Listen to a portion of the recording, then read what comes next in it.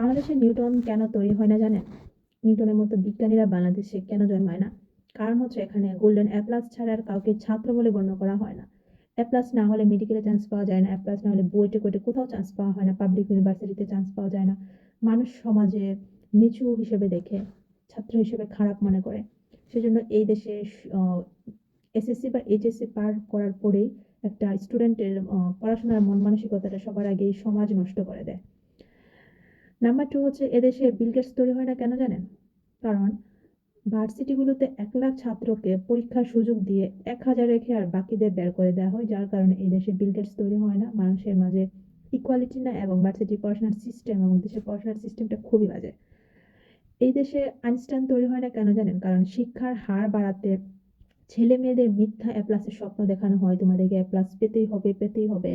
এ plus না পেলে তোমাদের স্কুলের মান থাকবে না, আমাদের টিচারের মান থাকবে না, যার কারণে প্রতিটা স্কুলে কিভাবে ভালো রেজাল্টের চেয়ে কিভাবে জিপিএ 5 পাওয়া যেতে পারে সেই ব্যাপারে সবার আগে মাথাটা খাইয়ে দেওয়া হয় প্রত্যেকটা স্টুডেন্টদের।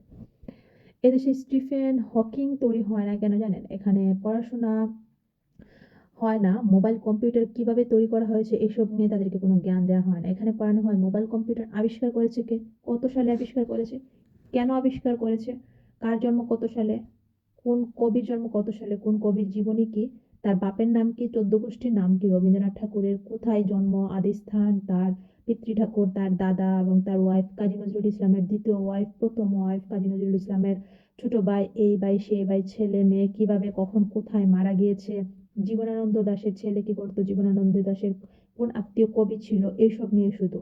তো এখানে প্রোডাক্টিভ কিছু আমাদের দেশে পড়ানো হয় না। এখানে ইতিহাস পড়ানো হয়, 1971 সালের যুদ্ধে কত সালে কত মানুষ মারা গিয়েছে, কোন সালে কত আন্দোলন হয়েছে, কোন সালে কোন দিবস তৈরি করা হয়েছিল, কোন সালে ভাষা আন্দোলন হয়েছিল, কোন সালে বঙ্গভঙ্গ হয়েছিল, কোন সালে পলাশী যুদ্ধ হয়েছিল, দ্বিতীয় বিশ্বযুদ্ধ হয়েছিল, ওইসব।